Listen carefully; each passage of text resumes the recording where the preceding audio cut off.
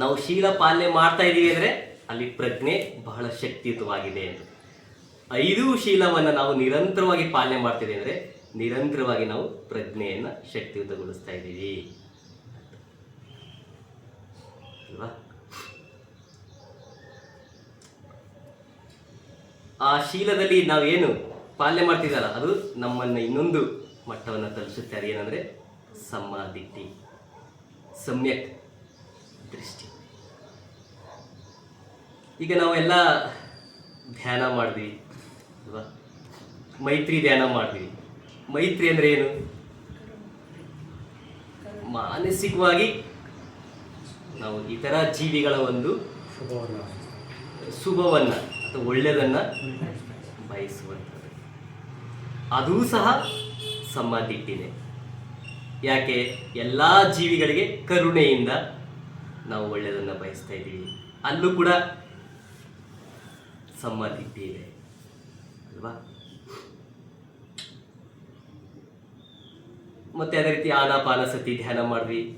ಜೊತೆಗೆ ಎಲ್ಲರ ಒಂದು ಸಮುದ್ರದಿಂದ ಹಿಡಿದು ಅಪ್ ಟು ಯಾರೆಲ್ಲ ಒಂದು ಮಾರ್ಗದಲ್ಲಿ ಸಾಗಿ ಹೋಗಿದ್ದಾರೋ ಎಲ್ಲ ಬೋಧಿಯ ಅರಿಯ ಸಾವಕರನ್ನು ಸಹ ಸ್ಮರಿಸಿ ಅವರಿಗೆ ಕೃತಜ್ಞತೆ ಸಲ್ಲಿಸ್ತೀವಿ.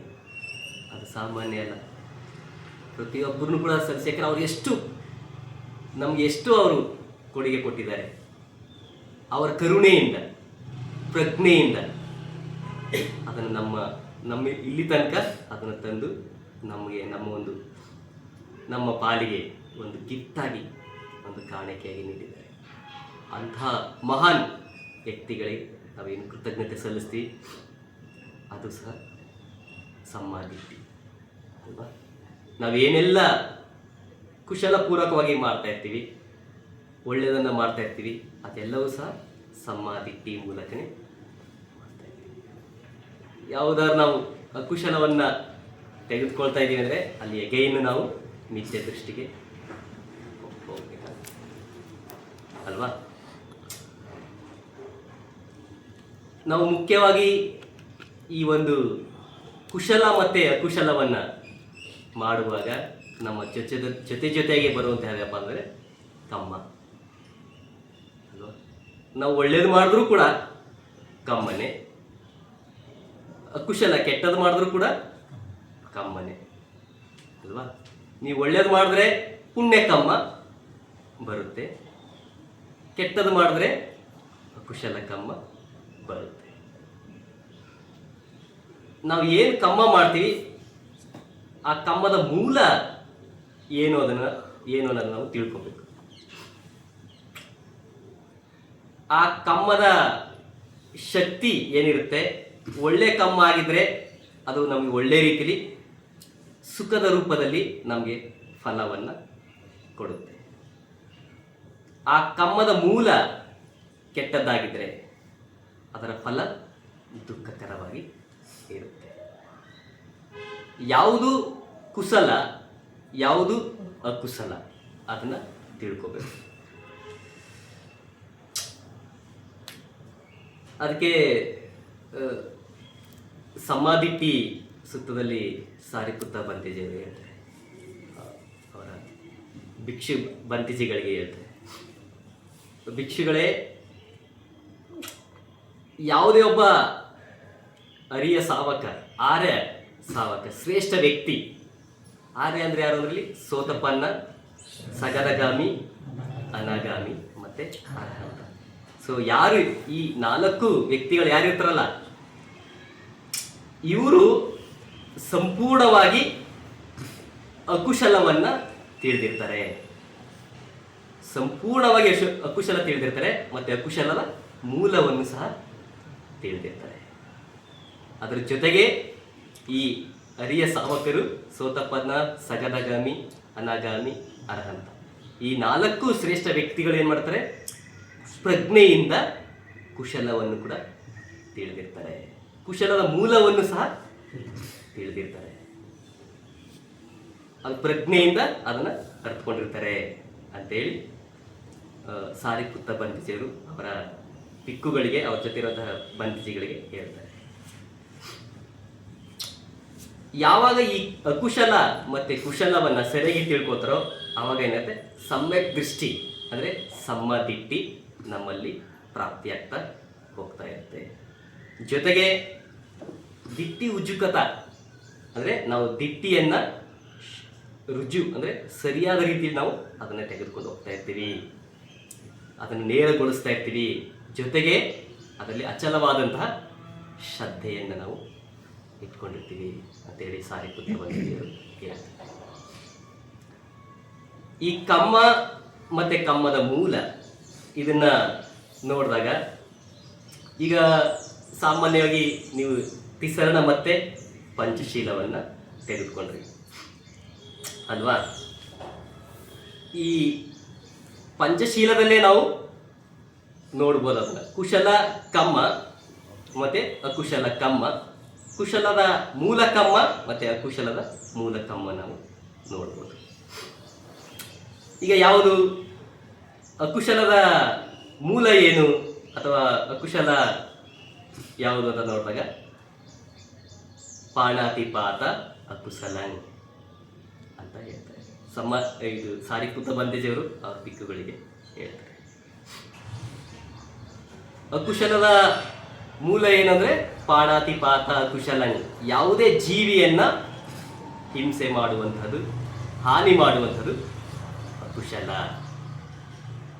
ಇನ್ನು ಎರಡನೇದು ಅದಿನ್ನದಾನ ವೇರಮಣಿ ಅದರದ್ದು ಕುಶಲಕಂ, ಅದಿನ್ನ ಅಕುಶಲಂ. ವೇರಮಣಿ ಅಂತಂದ್ರೆ ಬಿಟ್ಬಿಟ್ಟಿದೀವಿ ಅಂತ, ಅದು ಕುಶಲ ಇದು ಇದಾಗ್ಬಿಡುತ್ತೆ. ಅಕುಶಲಂ ನಾವು ಹೇಳ್ತಿರೋದು ಅದಿನ್ನದಾನ ಅಕುಶಲಂ. ಕಮ್ಮ ಯಾವುದು ಅಂದರೆ ಅಕುಶಲ ಯಾವುದಂದ್ರೆ ನನ್ನದಲ್ಲದ ವಸ್ತುವನ್ನು ನಾನು ತೆಗೆದುಕೊಳ್ಳುವಂಥದ್ದು ಅಕುಶಲ ಕಮ್ಮ. ಅದೇ ರೀತಿ ಇನ್ನು ಮೂರನೇದು ಕಾಮೇಸು ಮಿಚ್ಚಾಚಾರ ಅಕುಶಲ. ಅನೈತಿಕವಾದಂತಹ ಚಟುವಟಿಕೆ, ಅನೈತಿಕವಾದಂತಹ ಜೀವನ, ವ್ಯಭಿಚಾರವನ್ನ ಮಾಡುವಂಥದ್ದು ಅಕುಶಲ ಕಮ್ಮ. ಇನ್ನು ನಾಲ್ಕನೇದು ಮುಸಾವಾದ ಅಕುಶಲಂ, ಸುಳ್ಳನ್ನು ಹೇಳುವಂಥದ್ದು ಅಕುಶಲ ಕಮ್ಮ. ಆಮೇಲೆ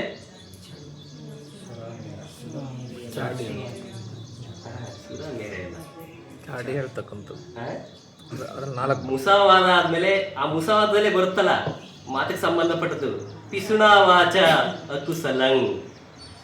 ಪಿಸುಣಾ ವಾಚ ಅಂದ್ರೆ ಚಾಡಿ, ಪಿಸು ಪಿಸು ಅಂತ ಹೇಳ್ತಾ ಇರ್ತಾರಲ್ಲ, ಒಬ್ಬರಿಂದ ಇನ್ನೊಬ್ರು ಕಿವಿಗೆ ಹೇಳ್ತಾ ಇರ್ತಲ್ಲ, ಎಷ್ಟು ಹತ್ರ ಇದೆ ಆ ಪದ. ಪಿಸು ಪಿಸು ಪಿಸು ಅಂತ ಬೇರೆಯವ್ರಿಗೆ ಹೇಳ್ತಾ ಇರ್ತಾರಲ್ಲ, ಪಿಸುಣಾ ವಾಚ ಚಾಡಿಯನ್ನ ಹೇಳ್ತಾರೆ. ಪಿಸುಣಾ ವಾಚ ಅಕುಶಲಂ ಅಂದ್ರೆ ಬೇರೆಯವ್ರಿಗೆ ದ್ವೇಷವನ್ನು ಉಂಟಾಕುವಂತಹ ಚಾಡಿಯನ್ನ ಹೇಳುವಂಥದ್ದು ಅಕುಶಲ. ಅದಾದ್ಮೇಲೆ ಪರುಸವಾಚ ಅಕುಶಲಂ. ಪರುಸವಾಚ ಅಂದ್ರೆ ಕೆಟ್ಟ ಪದವನ್ನು ಕೆಟ್ಟ ಕೆಟ್ಟ ಮಾತುಗಳನ್ನ ಬೈಯುವಂಥದ್ದು, ಒರಟು ಪದಗಳನ್ನು ಆಡಿ ಬೈದಂಥದ್ದು ಅಲ್ವಾ? ಕೆಟ್ಟ ಕೆಟ್ಟ ಮಾತುಗಳನ್ನು ಆಡುವಂಥದ್ದು, ಬೈಯುವಂಥದ್ದು ಪರುಸವಾಚ, ಅದು ಅಕುಶಲ ಅಲ್ವಾ? ಯಾವುದು ನಮ್ಮ ನಾಲಿಗೆಯನ್ನ, ನಮ್ಮ ಮನಸ್ಸನ್ನ ಕ್ರೂರತೆಯಿಂದ, ಕೆಟ್ಟತನದಿಂದ ನಮ್ಮನ್ನ ವ್ಯಕ್ತಪಡಿಸುತ್ತೋ ಮಾತಿನಿಂದ ಬೈಯುವಂಥದ್ದು ಪರುಸವಾಚ ಅಕುಶಲಂ. ಎಷ್ಟಾಯ್ತು? ಪಾಣಾತಿಪಾತ ಅಕುಶಲಂ, ಅದಿನ್ನದಾನ ಅಕುಶಲಂ, ಕಾಮೇಸು ಮಿಚ್ಚಾಚಾರ ಅಕುಶಲಂ, ಮುಸಾವಾದ ಅಕುಶಲಂ, ಪಿಸುಣಾವಾಚ ಅಕುಶಲಂ, ಪರುಸವಾಚ ಅಕುಶಲಂ, ಮತ್ತೆ ಏಳನೇದು ಸಂಪಪಲಾಪ ಅಕುಶಲಂ. ಸಂಪಪಲಾಪ ಅಂದ್ರೆ ಹರಟೆ ಹೊಡೆಯೋದು, ವೇಸ್ಟ್ ಮಾತುಗಳನ್ನು ಆಡುವಂಥದ್ದು, ಚರ್ಚೆಗಳನ್ನು ಮಾಡುವಂಥದ್ದು. ಅಂದರೆ ವೇಸ್ಟ್, ನಮಗೂ ಕೂಡ ಅದು ಉಪಯೋಗ ಇಲ್ಲ, ನಮ್ಮ ಜ್ಞಾನಕ್ಕೂ ಕೂಡ ಅದು ಉಪಯೋಗ ಇಲ್ಲ, ಅವರು ಕೂಡ ಉಪಯೋಗ ಇಲ್ಲದಿರುವಂಥದ್ದನ್ನು ಮಾತಾಡೋದು ಸಂಪಪಲಾಪ ಅಕುಶಲಂ. ಇದು ಮಾತಿಗೆ ಸಂಬಂಧಪಟ್ಟದ್ದು ಅಲ್ವಾ? ಪಾಣಾತಿಪಾತ ಅದಿನ್ನದಾನ ಕಾಮೇಸು ಮಿಥ್ಯಾಚಾರ, ಇದು ಕಾಯಕ್ಕೆ ಸಂಬಂಧಪಟ್ಟಂತ ಅಕುಶಲ. ಮುಸಾವಾದ, ಪಿಸುನಾವಾಚ, ಪರುಸಾವಾಚ, ಸಂಪಫಲಾಪ, ವಾಚಿ ಅಕುಶಲ, ಕಮ್ಮ. ಇನ್ನು ಉಳಿದಂತಹ 3 ಅಕುಶಲ ಕಮ್ಮ ಯಾವುದು ಅಂತಂದ್ರೆ, ಅದು ಗೊತ್ತಿದೆಯಾ? ಹೇಳಿದ್ರಲ್ಲ, ಸಮ್ಮ ದಿಟ್ಟಿ ಸುತ್ತ ಹೇಳಿದ್ದಾರೆ ಡಾಕ್ಟರ್. ನಾನು ಅವತ್ತು ಟಮಟಕ್ಕೆಲ್ಲ ವಾಚ್ ಮಾಡ್ತಾ ಇರ್ತೀನಿ ನಾನು, ಏನು ನಡೀತೇವೆ ಪೊಲೀಸಲ್ಲಿ ಇವತ್ತು ಯಾವ ಟಮಟ ಹಾಕ್ಕೊಟ್ರು ಅಂತ ಹೇಳಿ. ಸಮ್ಮ ದಿಟ್ಟಿ ಸುತ್ತ ಹೇಳಿದ್ದಾರೆ, ಲಾಂಗ್ ಟೈಮ್ ಹಿಂದೆ ಹೇಳಿದ್ದಾರೆ ಅದನ್ನು. 8ನೇದು ಅಭಿಜ್ಜಾ ಅಕುಶಲ. ಅಭಿಜ್ಜಾ ಅಕುಶಲ ಅಂದರೆ ದುರಾಸೆಯ ಅಕುಶಲ. ಮಾನಸಿಕವಾಗಿ ಬೇಕು ಅನ್ನೋ ಒಂದು ದುರಾಸೆಯ ಅಕುಶಲ, ಅದು ಕಮ್ಮ. ಅದಾದಮೇಲೆ 9ನೇದು ಬ್ಯಾಪದು ಅಕುಶಲ. ಬ್ಯಾಪಾದು ಅಂದರೆ ದ್ವೇಷ, ಹಗೆತನ, ಹೊಟ್ಟೆ ಕಿಚ್ಚು, ಮಾತ್ಸರ್ಯ. ಸೊ ಇದು ಅಕುಶಲ ಕಮ್ಮ. ಇನ್ನು 10ನೇದು ಮಿಥ್ಯಾ ದೃಷ್ಟಿ ಅಕುಶಲ. ಅಂದರೆ ತಪ್ಪು ತಿಳುವಳಿಕೆಯನ್ನು ಹೊಂದಿರುತ್ತದೆ ಅಕುಶಲ ಕಮ್ಮ. ಅರ್ಥಾಯ್ತಲ್ವಾ? ಈ ಅಕುಶಲ ಕಮ್ಮವನ್ನ ಮತ್ತೆ ಕಮ್ಮದ ಮೂಲವನ್ನ ಈ ಅರಿಯ ಸಾವಕರು ಸಂಪೂರ್ಣವಾಗಿ ಪ್ರಜ್ಞೆಯಿಂದ ತಿಳಿದಿರ್ತಾರೆ. ಅದು ತಿಳಿದಿದ್ರೆ ಅಂದ್ರೆ ಅವರಲ್ಲಿ ಪ್ರಜ್ಞೆ ಇದೆ ಅಂತ. ಆ ಪ್ರಜ್ಞೆ ಇದೆ ಅಂದ್ರೆ ಅವರು ಅರಿಯರಾಗಿದ್ದಾರೆ, ಸೋತಪ್ಪನ್ನ ಸಗದಗಾಮಿ ಅನಾಗಾಮಿ ಆಗಿದ್ದಾರೆ. ಈ 10 ಅಕುಶಲ ಏನಿದೆಯಲ್ಲ, ಅಕುಶಲ ಕಮ್ಮಗಳೇನಿದೆ, ಅದರ ಮೂಲ ಏನು? ಅದು ಎಗೈನ್ 3 ಭಾಗ ಆಗುತ್ತೆ. ಏನು? ಲೋಭ, ದ್ವೇಷ, ದೋಷ, ಮೋಹ. ಈ 10 ಅಕುಶಲ ಕಮ್ಮ ಏನಿದೆಯಲ್ಲ, ಅಕುಶಲ ಮೂಲ ಏನಿದೆಯಲ್ಲ, ಅದು 3 ಹಂತದಲ್ಲಿ ಬರುತ್ತೆ. ಇಲ್ಲ ಲೋಭದಿಂದ ಅಕುಶಲ ಇರುತ್ತೆ, ಇಲ್ಲ ದ್ವೇಷದಿಂದ ಅಕುಶಲ ಇರುತ್ತೆ, ಇಲ್ಲ ಅಜ್ಞಾನದಿಂದ ಅಕುಶಲ. ಈ 3 ಅಲ್ಲಿದೆ ಅಂದರೆ, ಈ 10 ಗುಣಗಳು ನಮ್ಮ ಮನಸ್ಸಲ್ಲಿದೆ ಅಂದರೆ ಅದು ಏನು? ಮಿಥ್ಯಾ ದೃಷ್ಟಿ, ಅಕುಶಲ ಕಮ್ಮ. ಅದರಲ್ಲಿ ಒಳ್ಳೆಯದು ಎಂಟ್ರಿ ಆಗಲಿಕ್ಕೆ, ಪ್ರವೇಶ ಆಗಲಿಕ್ಕೆ ಅವಕಾಶ ಇಲ್ಲ. ಯಾಕಂದರೆ ಮೂಲ ಅಕುಶಲ ಇದೆ, ಕೆಟ್ಟದ್ದಿದೆ. ಲೋಭ ಕೆಟ್ಟದ್ದಿದೆ, ದ್ವೇಷ ಕೆಟ್ಟದ್ದಿದೆ, ಮತ್ತೆ ಮೋಹ ಕೆಟ್ಟದ್ದಿದೆ. ನಾವು ಇದನ್ನು ಬಹಳ ಏನು ಲೂಸ್ ಆಗಿ ಏನಂತ ಹೇಳ್ತಾರೆ, ಮೀನ್ಸ್ ಸರಳವಾಗಿ ಅದನ್ನ ಇಷ್ಟೇ ತಾನೇ ಬಿಡು ಅಂತ ಹೇಳಿ ನಾವು ಅದನ್ನ ನೆಗ್ಲೆಕ್ಟ್ ಮಾಡಿದ್ರೆ, ಇಗ್ನೋರ್ ಮಾಡಿದ್ರೆ ಏನಾಗುತ್ತಾರೆ, ಅದು ದೊಡ್ಡ ಕಮ್ಮವಾಗಿ ಪರಿವರ್ತನೆ. ಏನು ಅವಾಗ ಅಲ್ಲಿ ಒಂದು ಸುಳ್ಳು ಹೇಳ್ಬಿಟ್ರೆ ಆಗುತ್ತೆ, ಅಥವಾ ಅಲ್ಲಿ ಏನೋ ಒಂದು ಬೈದು ಬಿಟ್ರೆ ಆಗುತ್ತೆ, ಅಥವಾ ಅಲ್ಲಿ ಹರಟೆ ಮಾತ್ರ ಆಡ್ಬಿಟ್ರೆ ಸರಿಯಾಗುತ್ತೆ, ಏನಾಗಲ್ಲ. ನಾವು ಯಾವಾಗ ಅದನ್ನ ಏನಂತೆ ಕಡೆಗಣಿಸ್ತೀವಿ, ಉಡಾಪೆ ಮಾಡ್ತೀವಿ, ಅದು ದೊಡ್ಡ ಕಮ್ಮವಾಗಿ ಪರಿವರ್ತನೆ ಆಗುತ್ತೆ. ಹೇಗೆ ಒಂದು ಕೊಡದಲ್ಲಿ ಹನಿ ನೀರು ಸೇರಿ ಅದು ಕೊಡ ತುಂಬಿ ಆಗುತ್ತೋ, ಅದೇ ರೀತಿ ಈ ವಾಚಿಕಮ್ಮ, ಮನೋಕಮ್ಮ, ಕಾಯಕಮ್ಮ, ಇದು 3 ಸಹ ಏನತ್ತೆ ತುಂಬ ಏನತ್ತೆ ದೊಡ್ಡ ಕಮ್ಮವಾಗಿ ಪರಿವರ್ತನೆ ಆಗುತ್ತೆ. ಅದು ಎಷ್ಟು ಪರಿವರ್ತನೆ ಆಗುತ್ತದೆ, ಅದು ನಮ್ಮನ್ನು ಏನು ಮಾಡ್ತಾರೆ ಬದಲಾಗಿ ನಮ್ಮ ಮಾನವೀಯ ಗುಣವಾದ ತದ್ವಿರುದ್ಧವಾಗಿ ನಮ್ಮನ್ನು ತೆಗೆದುಕೊಂಡಾಗ ಏನಾಗ್ತಾರೆ, ಸಂಪೂರ್ಣವಾಗಿ ನಾವು ಈ ಒಂದು ದುಃಖದ ಸ್ಥಿತಿಯಲ್ಲಿ ನಾವು ತಲುಪಿಡಬೇಕಾಗುತ್ತೆ. ಅದಕ್ಕೆ ಭಗವಾನ್ ಬುದ್ಧರ ಕಾಲದಲ್ಲಿ ಅಂದರೆ ಏನು ಈ ವಾಚಿಕಮ್ಮ ಅಂತ ಹೇಳಿದ್ವಲ್ಲ, ಪರುಸವಾಚ, ಸಂಪಫಲಾಪ, ಪಿಸುನಾವಾಚ ಇದೆಯಲ್ಲ, ಅದು ಎಷ್ಟು ನಾವು ಕಡೆಗಣಿಸ್ತೀವಿ, ಅದಷ್ಟೇ ನಮ್ಮನ್ನು ಬಹಳ ಇದಾಗಿ ಕಮ್ಮದ ಕಡೆಗೆ ತೆಗೆದುಕೊಂಡು ಹೋಗುತ್ತೆ. ತನ್ಹಾವಗ್ಗದಲ್ಲಿ ಒಂದು ಗಾಥೆ ಇದೆ, ಬಹುಶಃ 136, 137 ಇರ್ಬೋದು ಅದು ಗಾಥೆ. ಅದರಲ್ಲಿ ಒಬ್ಬ ಬಿಕ್ಕು ಇರ್ತಾನೆ, ಅವನ ಹೆಸರು ಕಪಿಲ ಅಂತ, ಲೋಹಿತ ಕಪಿಲ ಅಂತ ಏನೋ ಬರ್ತಾನೆ. ಇದು ಚೇತವನದಲ್ಲಿ ಆಗಿರುವಂತಹ ಒಂದು ಘಟನೆ. ಅವರಿಬ್ಬರು ಕೂಡ, ಕಪಿಲ ಮತ್ತೆ ಶೋಧಿತ ಶೋಧಿತ ಅಂತ ಅಣ್ಣ ತಮ್ಮಂದಿರು ಅವರಿಬ್ರು ಕೂಡ. ಇನ್ನೊಬ್ರು ಅವ್ರ ತಂಗಿ ತಾಪತಿ ತಂಗಿ ಏನೋ ಇರ್ತಾರೆ. ಇವರಿಬ್ರು ಸಹ ಏನಾಗ್ತಾರೆ, ಬಂತಿಜಿ ಆಗ್ತಾರೆ. ಇಬ್ರು ಸಹ ಬಂತಿಜಿ ಆಗ್ತಾರೆ. ಜೊತೆಗೆ ಅವ್ರ ತಾಯಿನೂ ಕೂಡ ಮತ್ತೆ ಅವಳ ತಂಗಿ ತಾಪತಿನೂ ಕೂಡ ಅವರು ಕೂಡ ದಮ್ಮಕ್ಕೆ ಬರ್ತಾರೆ, ಅವರು ಕೂಡ ಭಿಕ್ಕುಣಿ ಆಗ್ತಾರೆ. ಅವಾಗ 4 ಜನರು ಕೂಡ ಚರ್ಚೆ ಮಾಡ್ತಾ ಮಾಡ್ತಾ ಮಾಡ್ತಾ ಈ ಧಮ್ಮದಲ್ಲಿ ಯಾವುದು ಕ್ಲಿಷ್ಟಕರ ಅಂತ ಚರ್ಚೆ ಮಾಡ್ತಿರ್ಬೇಕಾದ್ರೆ 2 ಕ್ಲಿಷ್ಟಕರ ಇದೆ, 2 ಹೊರೆ ಅಂತ ಹೇಳ್ತಾರೆ. ಏನು ಯಾವುದು? ಒಂದು ವಿಪಸ್ಸನ ದೂರ ಅಂತ ಕರೀತಾರೆ. ವಿಪಸ್ಸನ ದೂರ ಅಂದ್ರೆ ಧ್ಯಾನವನ್ನ ಮಾಡುವಂಥದ್ದು ಸ್ವಲ್ಪ ಹೊರೆ ಅಂತ. ಧ್ಯಾನ ಮಾಡೋದು ಹೊರೇನಾ ಅಥವಾ ಹಗುರೇನ? ಧ್ಯಾನ ಮಾಡೋದು ಹೊರೇನಾ ಹಗುರನ? ಯಾರು ಧ್ಯಾನವನ್ನು ಸಿದ್ಧಿಸ್ತಾರೆ ಅವರಿಗೆ ಹಗುರ, ಯಾರು ಧ್ಯಾನವನ್ನು ಸಿದ್ಧಿಸಿರಲ್ಲ ಅವರಿಗೆ ಹೊರೆ. ಹೌದಲ್ವಾ? ಯಾಕಂದ್ರೆ ಕೂರ್ಲಿಕ್ಕಾಗಲ್ಲ, ಏಕಾಗ್ರತೆ ಮಾಡಿಲಿಕ್ಕಾಗಲ್ಲ ಅಂದ್ರೆ ಅವ್ರಿಗೂ ಅದು ಹೊರೆನೆ. ಅದರ ಧ್ಯಾನದ ಏಕಾಗ್ರತೆ ಸಿಕ್ಕಿದೆ ಅಂದ್ರೆ ಅವಾಗ ಸಂಪೂರ್ಣವಾಗಿ ಹಗುರ ಅದು. ಸರಿ, ವಿಪಸ್ಸನ ದೂರ ಅಂತ ಹೇಳಿ ವಿಪಸ್ಸನ ಧ್ಯಾನವನ್ನ ಮಾಡುವುದು. ಇನ್ನು 2ನೇದು ಗಂತ ದೂರ. ಭಗವನ್ ಬುದ್ಧರ ಧಮ್ಮವನ್ನ ಕಲಿತು ಬೇರೆಯವ್ರಿಗೆ ಬೋಧಿಸೋದು ಗಂತ ದೂರ. ಗಂತ ಅಂದ್ರೆ ಗ್ರಂಥ, ಗಂತ ದೂರ. ಆಗ ಈ ಶೋಧಿತ ಮತ್ತೆ ಲೋಹಿತ ಕಪಿಲ, ಇವನು ಶೋಧಿತ ದೊಡ್ಡವನು ಅಣ್ಣ, ಲೋಹಿತ ಕಪಿಲ ತಮ್ಮ.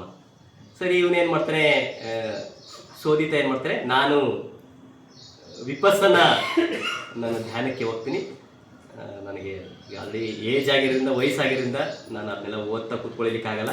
ಏನು ಧಮ್ಮ ವಿನಯ ಏನಿದೆ ಆ ಧಮ್ಮ ವಿನಯನ ನಾನು ಪಾಲನೆ ಮಾಡಿಕೊಂಡು ಸಮ್ಮಾದಿಟ್ಟಿಯನ್ನು ಬೆಳೆಸಿ ನಾನು ಧ್ಯಾನ ಮಾಡಲಿಕ್ಕೆ ಪ್ರಾರಂಭ ಮಾಡ್ತೀನಿ ಅಂಥೇಳಿ ಅವರು ಶೋಧಿತ ಬಂತೇಜಿಯವರು ಧ್ಯಾನವನ್ನು ಆಯ್ಕೆ ಮಾಡಿಕೊಂಡು ಧ್ಯಾನ ಮಾಡಿ, ವಿಪಸ್ಸನ ಮಾಡಿ, ಅನಿತ್ಯ ದುಃಖ ಅನರ್ಥ ಸಾಕ್ಷಾತ್ಕಾರ ಮಾಡಿ ಧ್ಯಾನದ ಅಂಗವನ್ನು ತೆಗೆದುಕೊಂಡು ಎನ್ಲೆತನಾಗ್ಬಿಡ್ತಾರೆ.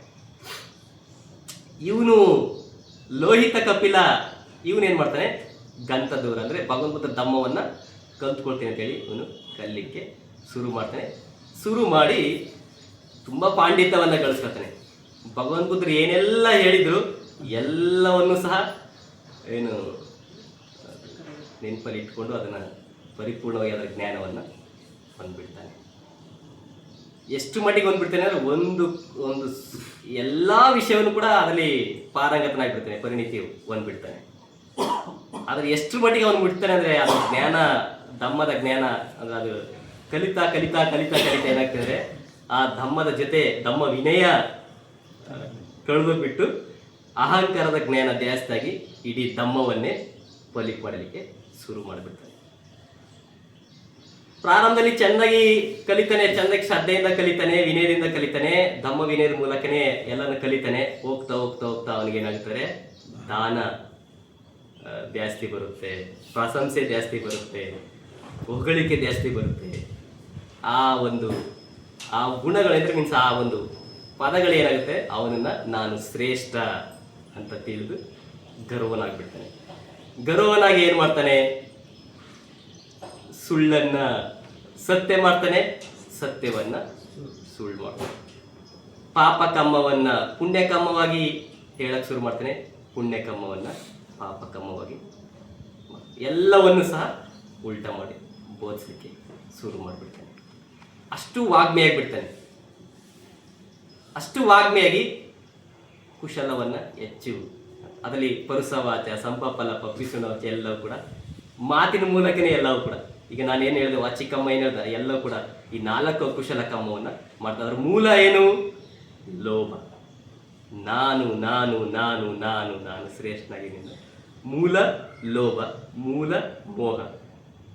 ಹಾಗೆ ಕೊನೆಗೆ ಬೇರೆ ಬಂತಿಜಿಗಳೆಲ್ಲ ಇವನಿಗೆ ಬಂದು ಹೇಳ್ತಾರೆ, ನೀವು ಈ ರೀತಿ ಎಲ್ಲ ಮಾಡಕ್ಕೆ ಹೋಗ್ಬಾರ್ದು. ಭಗವನ್ ಬುದ್ಧರು, ಇದು ಕಶ್ಯಪ ಬುದ್ಧರ ಕಾಲದಲ್ಲಿ ನಡೆದಿರೋದು. ಆ್ಯಕ್ಚುಲಿ ಇದು ಹಿಂಗೆಲ್ಲ ನೀವು ಮಾಡಕ್ಕೆ ಹೋಗ್ಬಾರ್ದು, ಈ ಧಮ್ಮವನ್ನು ನೀವು ಈ ರೀತಿಯೆಲ್ಲ ತಿರುಚಿ ಹೇಳಕ್ಕೆ ಹೋಗ್ಬಾರ್ದು ಅಂತ ಹೇಳಿ ಎಷ್ಟೋ ಜನ ಬಿಕ್ಕುಗಳು ಅವರಿಗೆ ಸಲಹೆ ಕೊಡ್ತಾರೆ. ಆದರೆ ಇವನು ಅದನ್ನು ಸ್ವೀಕಾರ ಮಾಡಲ್ಲ, ಮೊದಲಾಗಿ ಅದನ್ನು ಉಡಾಪೆ ಮಾಡ್ತಾನೆ. ಕೊನೆಗೆ ಅವರ ಅಣ್ಣ ಸೋಲಿತ ಬಂದೇಜರು ಬರ್ತಾರೆ. ಅವರು ಕೂಡ ನೋಡು, ನೀನು ಒಬ್ಬ ದೊಡ್ಡ ವಾಗ್ಮಿಯಾಗಿದೆಯಾ, ಒಳ್ಳೆ ಪಾಂಡಿತ್ಯವನ್ನು ಹೊಂದಿದೆಯಾ, ಆದರೆ ನಿನ್ನ ಈ ಒಂದು ಪಾಂಡಿತ್ಯ, ನಿನ್ನ ಜ್ಞಾನ ವಿಧೇಯತೆಯಿಂದ ಧಮ್ಮ ವಿನಯದ ಜೊತೆ ನೀನು ಅದನ್ನು ಸಿದ್ಧಿ ಮಾಡಿಕೊಂಡು ನಿನ್ನ ಒಂದು ಬೋಧಿಯ ಮಾರ್ಗಕ್ಕೆ ಅದು ಮುಟ್ಕೋ, ಇಲ್ಲಾಂದರೆ ನಿನಗೆ ತುಂಬ ಇದಾಗುತ್ತೆ ಅಂತೇಳಿ ಅವರ ಅಣ್ಣನೂ ಕೂಡ ಅವರಿಗೆ ಸಲಹೆ ಕೊಡ್ತಾರೆ. ಆದರೆ ಅವರ ಅಣ್ಣನ ಮಾತನ್ನು ಸಹ ಅವನು ಕೇಳೋದಿಲ್ಲ. ಕೊನೆಗೆ ಅವನು ಯಾವಾಗ ಅದಕ್ಕೆ ರಿವರ್ಸ್ ಆಗ್ತಾನೆ, ಆವಾಗ ಸೋಲಿತ ಬಂದು ಸೇರಿರ್ತಾರೆ, ಇದರ ಒಂದು ಫಲವನ್ನು ಇನ್ನು ಬಹಳ ದೀರ್ಘವಾಗಿ ನೀನು ಅದನ್ನು ಅನುಭವಿಸ್ತೀಯ ಅಂತೇಳಿ ಬಿಟ್ಟು ಹೋಗ್ತಾನೆ. ಇದು ಕಪಿಲನ ಸ್ಟೋರಿ ಒಂದು ಭಾಗದಲ್ಲಿ. ಅದರ ಜೊತೆ ಇವರು ಕೂಡ ತಾಪಾತಿ ಮತ್ತು ಅವರ ತಾಯಿ ಅವರು ಕೂಡ ಇವನ ಜೊತೆನೇ ಸ್ವಲ್ಪ ಸೇರ್ಕೊಬಿಡ್ತಾರೆ. ಅದರ ಕಮ್ಮ ಅವರು ಕೂಡ ತಲುಪಿಬಿಡುತ್ತೆ. ಸೊ ಹೀಗೆ ಆಗ್ಬೇಕಾದ್ರೆ ಅದು ಸಿಮಿಲರ್ಲಿ ಒಂದು ಘಟನೆ ಆಗುತ್ತೆ. ಏನು ಅಂದರೆ ಅಲ್ಲಿ ಒಂದು 500 ಜನ ದರೋಡೆಕೋರರು ಅಲ್ಲಿ ಸುತ್ತಮುತ್ತಲೆಲ್ಲ ಕೂಡ ದರೋಡೆ ಮಾಡ್ಕೊಂಡು ಬದುಕ್ತಾ ಇರ್ತಾರೆ. ಒಮ್ಮೆ ಏನಾಗುತ್ತೆ, ಅಲ್ಲಿ ಅವರು ಇಡೀ ಗ್ರಾಮದವರೆಲ್ಲ ಅವ್ರಿಗೆ ಶಿಕ್ಷೆ ಕೊಡಲಿಕ್ಕೆ ಹುಡ್ಕೊಂಡು ಹೋಗ್ಬೇಕು. ಇವರು ಅಲ್ಲಿಂದ ಎಲ್ಲ ಕೂಡ ಪರಾರಿ ಆಗ್ತಾರೆ. ಪರಾರಿಯಾಗಿ ಒಂದು ಕಾಡಲ್ಲೇನೋ ಹೊತ್ಕೊಳ್ತಾರೆ. ಅಲ್ಲಿ ಮತ್ತೆ ಅಲ್ಲೊಬ್ಬ ಯಾರೊಬ್ಬ ಋಷಿ ಇರ್ತಾನೆ. ಆ ಋಷಿ ಇವರೆಲ್ಲ ಭಯ ಕೇಳ್ತಾರೆ, ನಮಗೆ ತುಂಬ ಭಯ ಆಗ್ತಿದೆ, ಊರವರೆಲ್ಲ ನಮ್ಮನ್ನ ಹಟ್ಟಿಸ್ಕೊಂಡು ಬರ್ತಾ ಇದ್ದಾರೆ, ನಮಗೆ ರಕ್ಷಣೆ ಕೊಡಿ ಅಂತ ಹೇಳಿ ಆ ಋಷಿ ಕೇಳಿದಾಗ, ಆಗ ಆ ಋಷಿ ಹೇಳ್ತಾರೆ, ನಾನು ನಿಮಗೆ ರಕ್ಷಣೆ ಮಾಡಲ್ಲ, ನಿಮಗೆ ರಕ್ಷಣೆಗೆ ಬೇಕಾಗಿರೋಂಥ ವಿಷಯವನ್ನು ನಾನು ಸಾಧನವನ್ನು ಕೊಡ್ತೀನಿ, ನೀವು ಆ ಸಾಧನವನ್ನು ಬಳಸ್ಕೊಂಡು ನೀವು ರಕ್ಷಣೆ ಮಾಡ್ಕೊಳ್ಳಿ ಅಂತ ಹೇಳಿದಾಗ, ಅದು ಯಾವುದು ಅಂತ ತಂದಾಗ ಆ ಋಷಿ ಏನು ಮಾಡ್ತಾನೆ, 5 ಶೀಲವನ್ನು ಕೊಡ್ತಾನೆ. ಯಾವುದೇ ಜೀವಿಯನ್ನು ಕೊಲ್ಲಬೇಡಿ, ಕಳ್ತನ ಮಾಡಬೇಡಿ, ವ್ಯಭಿಚಾರ ಮಾಡಬೇಡಿ, ಸುಳ್ಳು ಚಾಡಿ ಅಡ್ಡೆ ಮಾತುಗಳನ್ನು ಆಡಬೇಡಿ, ಮತ್ತೆ ಎಂಡ ಸಾರೆ ಗುಟ್ಕವನ್ನು ತೆಗೆದುಕೊಳ್ಳಿ. ಈ 5 ಶೀಲ ನಿಮ್ಮನ್ನ ರಕ್ಷಣೆ ಮಾಡ್ತೀವಿ. ಎಂಥ ಒಂದು ಪ್ರಾಣ ಹೋಗುವಂಥ ಸಂದರ್ಭ ಬಂದರೂ ಕೂಡ ನೀವು ಈ ಶೀಲವನ್ನು ಮುರಿಲಿಕ್ಕೆ ಹೋಗ್ಬಿಡಿ, ಇದೇ ನಿಮ್ಮನ್ನ ರಕ್ಷಣೆ ಮಾಡುತ್ತೆ, ಇದೇ ನಾವು ನಿಮಗೆ ಕೊಡ್ತಿರುವಂಥ ಒಂದು ರಕ್ಷಣೆ, ಈ ಸಾಧನವನ್ನು ನೀವು ಬಳಸ್ಕೊಳ್ಳಿ ಅಂತ ಹೇಳಿ ಆ ಋಷಿ ಮುನಿ 500 ಜನ ದರೋಡೆಕೋರಿಗೆ ಹೇಳಿ ಅವರು ಹೋಗ್ಬಿಡ್ತಾರೆ. ಸರಿ, ಇವರು ಅಲ್ಲೇ ಇದ್ಕೊಳ್ತಾರೆ. ಇದ್ಕೊಂಡು ಇದು ಮಾಡ್ಬೇಕಾದ್ರೆ ಎಗೈನ್ ಇವ್ರು ಇಲ್ಲಿರೋ ವಿಷಯ ಆ ಗ್ರಾಮದವ್ರಿಗೆ ಗೊತ್ತಾಗಿ ಎಗೈನ್ ಅವರೆಲ್ಲರೂ ಕೂಡ ಇವ್ರ ಹತ್ರ ಬಂದು ಅವ್ರ ಮೇಲೆ ತುಂಬ ಹಲ್ಲೆ ಮಾಡ್ತಾರೆ. ತುಂಬ ಹಲ್ಲೆ ಮಾಡಿ ಅವ್ರನ್ನ ಎಲ್ಲರನ್ನೂ ಕೂಡ ಸಾಯಿಸ್ಬಿಡ್ತಾರೆ. ಆದರೆ ಯಾರೂ ಕೂಡ ಈ ಶೀಲವನ್ನು ಬ್ರೇಕ್ ಮಾಡಲಿಕ್ಕೆ ಹೋಗಲ್ಲ. ಯಾಕೆ, ಆಲ್ರೆಡಿ ಆ ಋಷಿ ಮುನಿ ಹೇಳಿದ್ನಲ್ಲ, ಎಂಥ ಒಂದು ಕಠಿಣ ಸಂದರ್ಭ ಬಂದರೂ ಕೂಡ, ಎಂಥ ವಿಷಮ ಪರಿಸ್ಥಿತಿ ಬಂದರೂ ಕೂಡ ಈ ಶೀಲವನ್ನು ನೀವು ಮುರಿಲಿಕ್ಕೆ ಹೋಗ್ಬೇಡಿ. ಅವ್ರು ಮನ್ಸು ಮಾಡಿದರೆ ಅವ್ರಿಗೆ ಎಗೇನ್ ಅವ್ರಿಗೆ ಹಾನಿ ಮಾಡಿ ಅವ್ರಿಗೆ ಹೊಡೆದು ಕಳಿಸ್ಬೋದಿತ್ತು. ಆದರೆ ನಾವು ಗುರುಗಳಿಗೆ ಮಾತು ಕೊಟ್ಟಿದ್ವಿ, ನಾವು ಶೀಲವನ್ನು ಕೈಗೊಂಡಿದ್ವಿ, ಯಾವುದೇ ಕಾರಣ ಕೂಡ ನಾವು ಶೀಲ ಮುರಿಯಲ್ಲ ಅಂತೇಳಿ ಅವರು ಸರೆಂಡರ್ ಆಗಿಬಿಡ್ತಾರೆ. 500 ಜನ ಅಲ್ಲೇ ಮರಣ ಹೊಂದ್ಬಿಡ್ತಾರೆ. ಆ ಮರಣ ಹೊಂದಿದ ಚಿತ್ತದ ಸ್ಥಿತಿ ಇದೆಯಲ್ಲ, ಆ ಚಿತ್ತ ಏನಾಗುತ್ತಾರೆ, ಎಗೈನು ರೀಬರ್ತ್ ಎಲ್ಲಾಗುತ್ತಾರೆ, ಡಿವೈನ್ ಆಗಿ ನೋಡಿ. ಅವ್ರು ಅಷ್ಟೆಲ್ಲ ಕೆಟ್ಟ ಕಮ್ಮ ಮಾಡಿದ್ರು ಪ್ರೀವಿಯಸ್ ಅಲ್ಲಿ, ತಿಸರಣ ಒಂದು ಶಕ್ತಿ, ಪಂಚಶೀಲ ಅನ್ನೋ ಶಕ್ತಿ ಅದೆಲ್ಲವನ್ನೂ ಸಹ ಕಳಿಸ್ಬಿಡ್ತು. ನೋಡಿ, ತಿಸರಣಕ್ಕೆ ಎಷ್ಟು ಶಕ್ತಿ ಇದೆ, ಆ ಶೀಲಕ್ಕೆ ಎಷ್ಟು ಶಕ್ತಿ ಇದೆ. ಮಾಡಿರೋದು ಹಿಂದಿನ ಕಮ್ಮನೆಲ್ಲನೂ ಸಹ ಅದು ಅಹೋಸಿ ಮಾಡಿಬಿಡ್ತು. ಆ ಕಮ್ಮವನ್ನು ಕಳೆದು ಲಾಸ್ಟ್ ಮೂಮೆಂಟಲ್ಲಿ ಆ ಶೀಲವನ್ನು ಶಕ್ತಿಯುತವಾಗಿ ಪಾಲನೆ ಮಾಡಲ್ಲ. ಆ ಕಮ್ಮದ ಶೀಲ ವಿಶುದ್ಧಿಯ ಕಮ್ಮದ ಶಕ್ತಿ ಏನಾಗ್ತಾರೆ, ಅವರ ಆ ರೀತಿ ಸತ್ರು ಕೂಡ ಅವರು ದೇವತೆಯಾಗಿ ಹುಟ್ಟುತ್ತಾರೆ. ತುಂಬ ಘಟನೆಗಳಿವೆ. ನಾವು ಲಾಸ್ಟ್ ಮೂಮೆಂಟಲ್ಲಿ ಏನು ಸಾಯುವಾಗ ಯಾವ ಚಿತ್ತ ಇರುತ್ತೆ, ಆ ಚಿತ್ತದ ಶ್ರೋತ ಏನಾಗುತ್ತಾರೆ, ಕುಶಲ ಕಮ್ಮ ಆಗಿದ್ರೆ ಇಮಿಡಿಯೇಟ್ಲಿ ನಮಗೆ ಒಳ್ಳೆ ರೀಬರ್ತ್ ಸಿಗುತ್ತೆ. ಆ ಮಿಥ್ಯೆ ದೃಷ್ಟಿ ಇದೆ, ಅಜ್ಞಾನ ಇದೆ ಅಂದರೆ ನಾವು ಸತ್ತಂತಹ ಒಂದು ಆ ಚಿತ್ತದ ಸ್ಥಿತಿ ಏನಿರ್ತಾರೆ, ದುಃಖದ ಸ್ಥಿತಿಯಲ್ಲಿ ಹುಟ್ಟು. ಸಾಮಾನ್ಯವಾಗಿ ಎಲ್ಲರೂ ಕೂಡ ಸಾಮಾನ್ಯವಾಗಿ ಬಹುಸಂಖ್ಯಾತ ಜೀವಿಗಳು, ಬಹುಸಂಖ್ಯಾತ ಮಾನವರು ಸತ್ತ ತಕ್ಷಣ ಅವರು ಸ್ಥಿತಿಯಾಗದೆ ಪೇತಚಿತ್ತ. ಬಹಳ ರೇರು ಸ್ಪಾಂಟಿನಿಸಿಯಾಗಿ ಹ್ಯೂಮನ್ ಬರ್ತ್ಗೆ ಹೋಗುವಂಥದ್ದು ಬಹಳ ರೇರು. ದೇವತೆಯಾಗಿ ಹೈಯರ್ ಬರ್ತ್ಗೆ ಹೋಗೋದು ಬಹಳ ರೇರು. ಹಾಗಾಗಿ ಬಹುಸಂಖ್ಯಾತ ಜೀವಿಗಳು, ಬಹುಸಂಖ್ಯಾತ ಏನಿದೆ ಸತ್ತಂಥವರು ಪೇತಚಿತ್ತಾಗಿ ರೀಬರ್ತ್ ಮಾಡ್ಕೊಳ್ತಾರೆ. ಸಾಕಷ್ಟು ಉದಾಹರಣೆಗಳು, ಸಾಕಷ್ಟು ನಿದರ್ಶನಗಳು, ಸಾಕಷ್ಟು ಅನುಭವದ ವಿಷಯಗಳು ಸಿಕ್ಕಿದೆ. ಲಾಸ್ಟ್ ಮೂಮೆಂಟಲ್ಲಿ ಏನಾದ್ರು ಸ್ವಲ್ಪ ಮೈತ್ರಿಯಿಂದ ಇದ್ಬಿಟ್ರು ಆ ಚಿತ್ತ ಏನಾಗುತ್ತದೆ ಭಾಳ ಶಾಂತವಾಗಿಬಿಟ್ಟಿರುತ್ತೆ. ಪೇತ ಚಿತ್ತ ಆಗಿದ್ರು ಕೂಡ ಶಾಂತವಾಗುತ್ತೆ. ಆದರೆ ಅದಕ್ಕೆ ಸ್ವಲ್ಪ ದಿನಗಳ ನಂತರ ಎಗೈನ್ ರೀಬರ್ತ್ ಆಗುತ್ತೆ. ಅದಕ್ಕೆ ಯಾಕೆ ಭಗವಾನ್ ಬುದ್ಧರು ಅಂಧದಾನಿ ಬಿಕ್ಕವೇ ಅನಂತಯಾಮಿ ವಯತಮ್ಮ ಸಂಕಾರ ಅಪ್ಪಮಾದೇನ ಸಂಪಾದಿತ ಅಂದರೆ ಯಾಕೆ ಅದನ್ನ ಅಪ್ಪಮಾದ ಯಾಕೆ ಅಂದರೆ ಈ ಉದ್ದೇಶಕ್ಕೋಸ್ಕರ. ನೀವು ಸಾಯುವಾಗ ಪೇತ ಚಿತ್ತಾಗಿ ಹುಟ್ಟಿದ್ರು ಸಹ ಆ ಪುಣ್ಯ ಕಮ್ಮ ನಿಮ್ಮನ್ನ ಪುಷ್ ಮಾಡುತ್ತೆ. ಈಗ ಯಾರೋ ನಿಮ್ಮ ಥರ ಸ್ವಲ್ಪ ಪುಣ್ಯ ಶೇರ್ ಮಾಡ್ಬಿಡ್ತೀವಿ, ಆ ಶಾಂತವಾಗಿರೋಂಥ ಚಿತ್ತ ಪುಣ್ಯ ಶೇರ್ ಮಾಡ್ತಾರೆ, ಅದು ಲಿಫ್ಟ್ ಆಗಿಬಿಡುತ್ತೆ ಕುಶಲವಾಗಿ. ಯಾಕೆ ಸಾಯುವಂಥ ಸಂದರ್ಭದಲ್ಲಿ ಶಾಂತವಾಗಿ ಯಾವುದೇ ರೀತಿ ದ್ವೇಷ ಇಲ್ದೇ, ಯಾವ ರೀತಿ ದುರಾಸೆ ಇಲ್ದೇ ಅದು ಸತ್ತಿದ್ರೆ ಅದು ಆ ಚಿತ್ತಕ್ಕೆ ಏನಾಗ್ತಾರೆ ಬೇಗ ಲಿಫ್ಟ್ ಆಗಿಬಿಡುತ್ತೆ. ಜಸ್ಟ್ ತಿಸರಣ ಕೊಟ್ಟರೆ ಸಾಕು ಲಿಫ್ಟ್ ಆಗಿಬಿಡುತ್ತೆ, ಪಂಚಶೀಲ ಕೊಟ್ಟರೆ ಸಾಕು ಲಿಫ್ಟ್ ಆಗಿಬಿಡುತ್ತೆ, ಧಮ್ಮ ಕೊಟ್ಟರೆ ಸಾಕು ಲಿಫ್ಟ್ ಆಗಿಬಿಡುತ್ತೆ. ಯಾವಾಗ ನಾವು ಸಾಯುವ ಕ್ಷಣದಲ್ಲಿ ಭಾಳ ಶಾಂತವಾಗಿ ಇದ್ದರೆ. ಇಲ್ಲ ನಾವು ಶಾಂತವಾಗಿಲ್ಲ, ಗೊಂದಲದಲ್ಲಿದ್ದೀವಿ, ಅಹಂಕಾರದಲ್ಲಿದ್ದೀವಿ, ಗರ್ವದಲ್ಲಿದ್ದೀವಿ ಅಂದರೆ ಪೇತ ಚಿತ್ತಾಗಿ ಹುಟ್ಟರೂ ಕೂಡ ಅದಕ್ಕೆ ಪುಣ್ಯ ಸಿಗದೇ ಅಲ್ಲಿ ಇಲ್ಲಿ ಅಲ್ದಾಡ್ತಿರ್ಬೇಕಾಗುತ್ತೆ. ಅಷ್ಟೆಷ್ಟೋ ಉದಾಹರಣೆಗಳು ಇದೆ. ಮತ್ತೆ ಟಾಪಿಕ್ ಬಂದ್ಬಿಟ್ಟು ಮತ್ತೆ ಚಿತ್ತ ಅಂತವರೆ ಮತ್ತೆ ಅದು ಮತ್ತೆ ಬೇರೆ ಇವರು 500 ಜನ ಹೋಗಿದ್ರಲ್ಲ ದೇವಲೋಕಕ್ಕೆ ಹೋಗಿರ್ತಾರೆ. ಕಶ್ಯಪ ಬುದ್ಧರ ಕಾಲದಲ್ಲಿ ಡಿವೈನ್ ಆದಂಥವ್ರು ಅಪ್ ಟು ನಮ್ಮ ಈ ಸಂಬುದ್ರ ಗೌತಮ ಬುದ್ಧರ ಕಾಲದ ತನಕ ಅವರು ಡಿವೈನ್ ಆಗೇ ಇರ್ತಾರೆ. ನೋಡಿ ತಿಸರಣಕ್ಕೆ ಪಂಚಲಿಕ್ಕೆ ಎಷ್ಟು ಶಕ್ತಿ ಇದೆ ಅಂತ.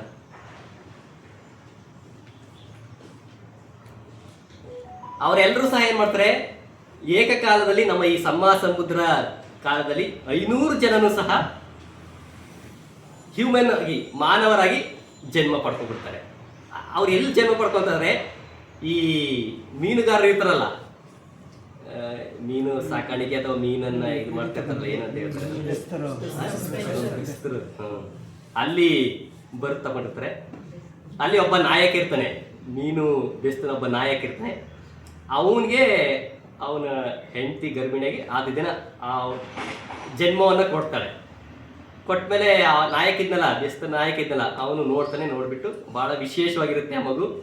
ಕೊನೆಗೆ ಅವನಿಗೆ ಅಲ್ಲಿ ಮನಸ್ಸಲ್ಲಿ ಆಟೋಮೆಟಿಕ್ಕಾಗಿ ಒಂದು ಸ್ಪಾಂಟಿನಿಯಸ್ ಆಗಿ ಒಂದು ಥಾಟ್ಸ್ ಬರುತ್ತೆ. ಏನು ಅಂದರೆ, ನನ್ನ ಈ ಮಗುವಿನ ಜೊತೆ ಈ ನಮ್ಮ ಸುತ್ತಮುತ್ತ ನಗರದಲ್ಲಿ ಯಾರೆಲ್ಲ ಹುಟ್ಟಿದ್ದಾರೆ ಅಂತ ಎಲ್ಲರೂ ಕೂಡ ಎನ್ಕ್ವೈರಿ ಮಾಡಿಸ್ತಾನೆ.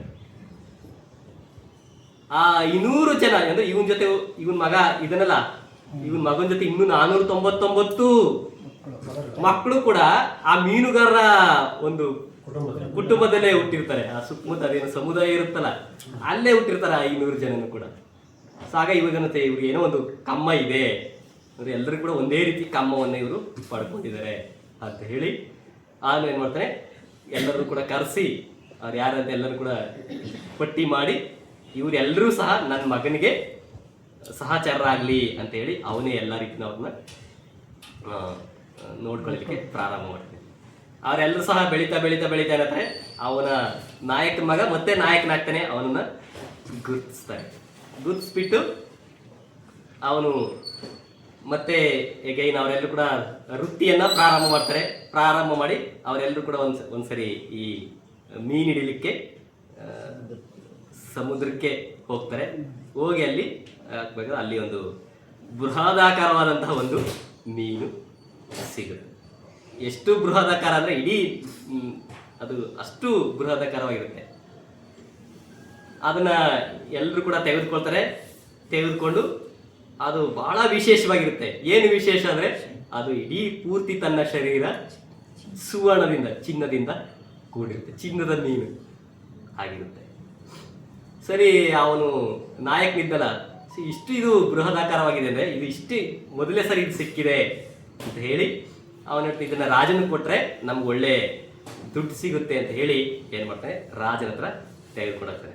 ರಾಜನಿಗೆ ಇದನ್ನು ನೋಡ್ತಾನೆ, ರಾಜ ಇಷ್ಟು ದೊಡ್ಡದು ಮೀನಿದೆಯಲ್ಲ, ಆಮೇಲೆ ಇಷ್ಟು ಚಿನ್ನದಿಂದ ತನ್ನ ಮೈಯೆಲ್ಲ ಬರೀ ಚಿನ್ನ ಆವೃತವಾಗಿದೆಯಲ್ಲ ಅಂತ ಹೇಳಿ ಇದಕ್ಕೇನೋ ಇದೆ, ಇದನ್ನ ಈ ಸತ್ಯ ತಿಳ್ಕೊಳ್ಬೇಕಾದ್ರೆ ನಾವು ಬುದ್ಧರ ಹತ್ರ ಹೋಗ್ಬೇಕು ಅಂತ ಹೇಳಿ ಏನು ಮಾಡ್ತಾರೆ, ಆ ಮೀನನ್ನ ಜೇತವನಕ್ಕೆ ತೆಗೆದುಕೊಂಡು ಹೋಗ್ತಾರೆ.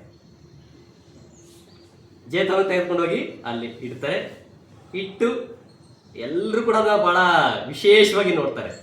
ಇಷ್ಟೆಲ್ಲ ಮೈಯೆಲ್ಲ ಬರೀ ಚಿನ್ನ ರೀತಿನೇ ಆವೃತವಾಗಿದೆಯಲ್ಲ, ಇಷ್ಟು ಸುಂದರವಾಗಿದೆಯಲ್ಲ ಇದು ಅಂತ ಹೇಳಿ ಆ ಮೀನನ್ನ ಹೊಗಳ್ತಾರೆ.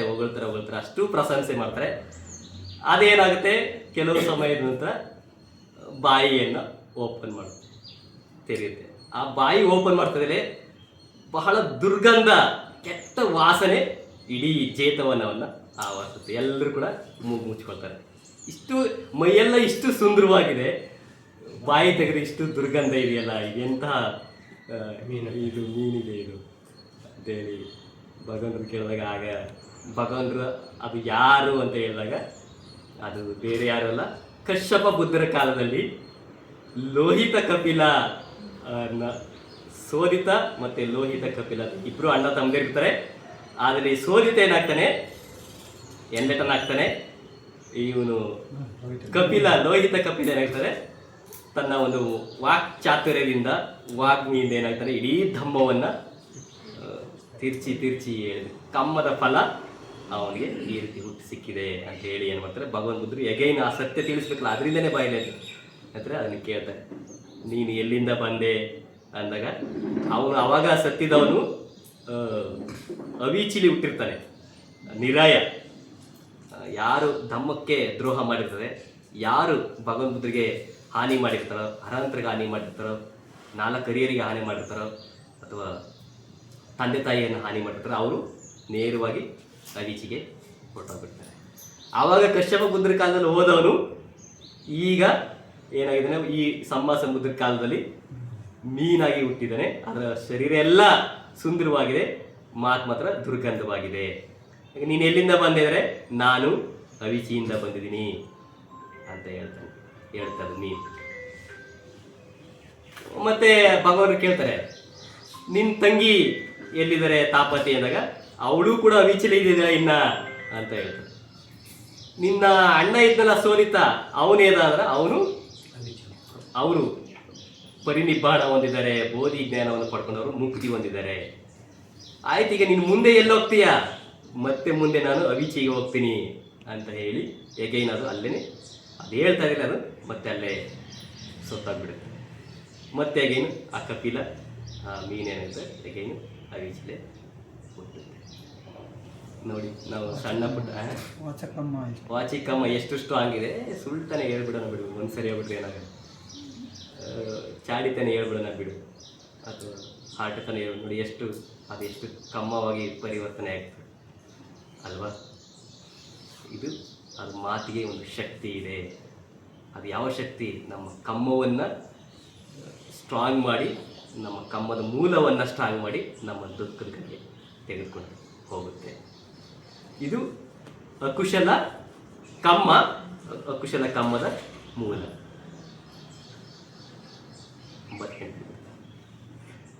ಇನ್ನು ಅದರ ವಿರುದ್ಧವಾಗಿ ಕುಶಲ ಕಮ್ಮ, ಹರಿಯರಾದವರು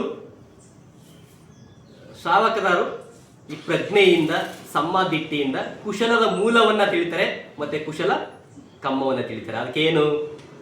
ಪಾಣಾತಿಪಾತ ವೇರಮಣಿ ಕುಶಲಂಗ್, ಅಂದ್ರೆ ಯಾವುದೇ ಜೀವಿಯನ್ನ ಹಿಂಸೆ ಮಾಡದೇ ಇರುವಂತಹ ಒಂದು ಇದನ್ನ ಪುಣ್ಯಕಮ್ಮ ಕುಶಲವನ್ನ ಮಾಡ್ತಾರೆ.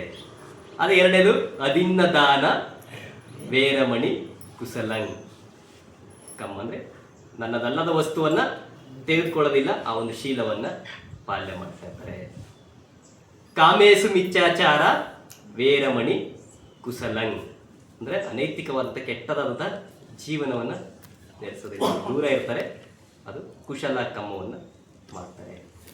ಅದೇ ರೀತಿ ಮುಸಾವಾದ ವೇರಮಣಿ ಅಂದರೆ ಕುಶಲ ಅಂದರೆ ಸುಳ್ಳನ್ನು ಹೇಳೋದಿಲ್ಲ, ಅವರು ಅದನ್ನು ವಿರಕ್ತರಾಗಿರ್ತಾರೆ. ಮತ್ತೆ ಅದೇ ರೀತಿ ಪಿಸುಣಾವಾಚ ವೇರಮಣಿ ಕುಸಲಂಗ್ ಅಂದರೆ ಚಾಡಿಯನ್ನು ಹೇಳೋದ್ರಿಂದ ಮುಕ್ತರಾಗಿರ್ತಾರೆ. ಮತ್ತೆ ಪರುಸಾವಾಚ ವೇರಮಣಿ ಕುಶಲಂಗ್ ಅಂದರೆ ಕೆಟ್ಟ ಕೆಟ್ಟ ಮಾತುಗಳನ್ನ ಆಡೋದು, ಬೈಯೋದು, ಇದರಿಂದ ದೂರ ಆಗಿರ್ತಾರೆ, ಅದರಿಂದ ಮುಕ್ತರಾಗಿರ್ತಾರೆ, ಕುಶಲವನ್ನು ಮಾಡ್ತಾರೆ. ಮತ್ತೆ ಸಂಪಪಲಾಪ ವೇರಮಣಿ ಕುಶಲಂಗ್ ಅಂದರೆ ಹರಟೆ ಮಾತುಗಳನ್ನು ಆಡೋದ್ರಿಂದ ದೂರಾಗಿ ಕುಶಲ ಕಮ್ಮವನ್ನು ಮಾಡ್ತಾ ಇರ್ತಾರೆ. ಅದೇ ರೀತಿನ ಮನೋಕಮ್ಮಕ್ಕೆ ಬರೋದಾದ್ರೆ ಅನಭಿಜ್ಜ ಕುಶಲಂಗ್.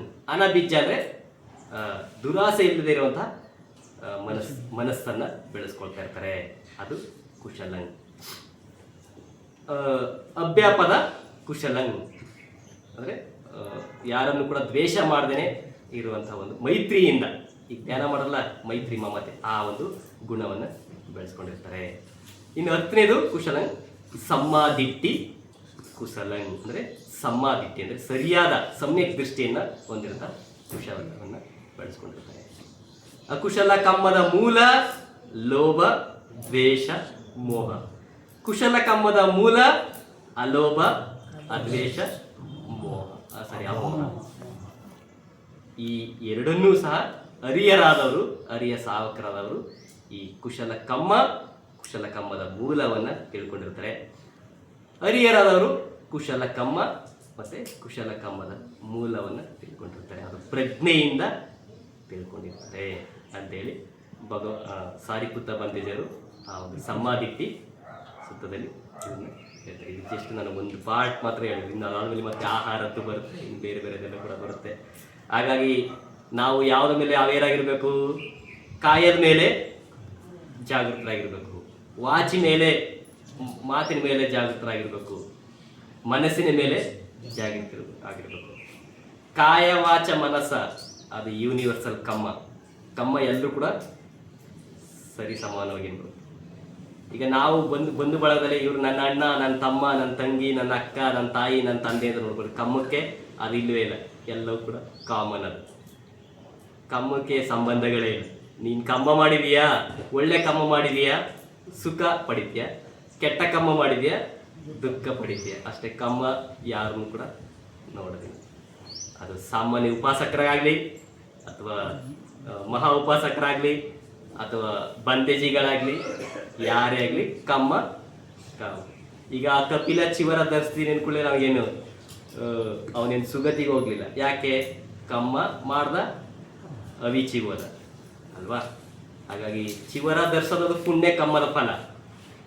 ಅದನ್ನು ಬಳಸ್ಕೊಳ್ಬೇಕು, ಶೀಲವನ್ನು ಪಾಲನೆ ಮಾಡಬೇಕು, ದಿಟ್ಟಿಯನ್ನು ಶುದ್ಧಿಗೊಳಿಸ್ಬೇಕು, ಪ್ರಜ್ಞೆ ಪಡಿಬೇಕು, ಬೋಧಿ ಜ್ಞಾನವನ್ನು ಪ್ರಾಪ್ತಿ ಮಾಡಬೇಕು. ಕೊನೆಗೆ ಬೋಧಿ ಜ್ಞಾನ ಪ್ರಾಪ್ತಿ ಆಗ್ಲಿಲ್ವಾ, ಪಾರಮಿಯನ್ನಾರು ಹಿಡಿದುಕೊಂಡು ಹೋಗ್ತಾ ಇದ್ರೆ ಅಟ್ಲೀಸ್ಟ್ ಮನುಷ್ಯನಿಗಿಂತ ಉನ್ನತ ಡಿವೈನ್ ಆಗಿ ಅಟ್ಲೀಸ್ಟ್ ನಮಗೆ ಅದು ಪುಣ್ಯ ಸಿಗುತ್ತೆ.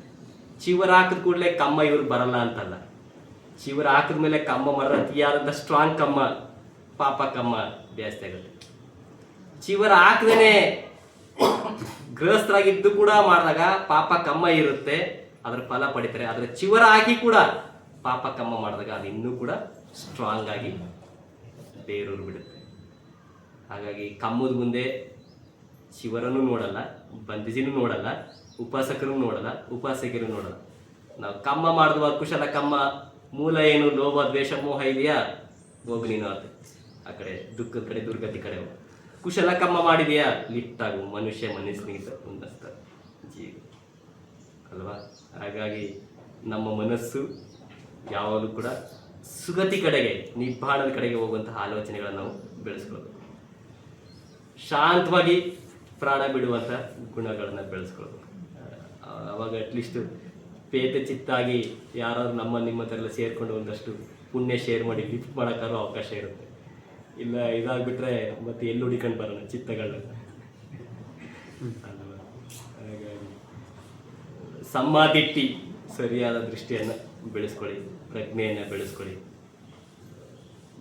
ದುರ್ಗತಿ ಕಡೆ ಹೋಗದೆ ಇರಲಿಕ್ಕೆ ಯಾವುದೇ ದುಸ್ಸಾಹಸಕ್ಕೆ ಕೈ ಹಾಕಕ್ಕೆ ಹೋಗಬೇಡಿ. ಒಂದು ಸ್ವಲ್ಪ ಹೋದರೆ ಮುಗೀತು.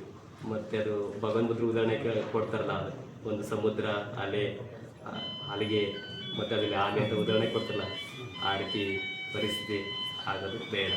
ಈಗ ಸಿಕ್ಕಿದೆ ಮನುಷ್ಯ ಜನ್ಮ, ಧಮ್ಮ ಜೀವನ ಸಿಕ್ಕಿದೆ, ಪ್ರಜ್ಞೆ ಜೀವನ ಸಿಕ್ಕಿದೆ, ಸಮ್ಮದಿಟ್ಟಿ ಜೀವನ ಸಿಕ್ಕಿದೆ ಅಲ್ವಾ. ಅದನ್ನು ಸರಿಯಾದ ರೀತಿ ಬಳಸ್ಕೊಳ್ಳಿ, ಬೋಧಿ ಕಡೆಗೆ ಮುನ್ನಡೀತೀರಿ. ಯಾರೇನೇ ಹೇಳಿದ್ರು ಕೂಡ ತಲೆ ಕೆಡಿಸ್ಕೊಳಕ್ಕೆ ಹೋಗ್ಬಿಡಿ.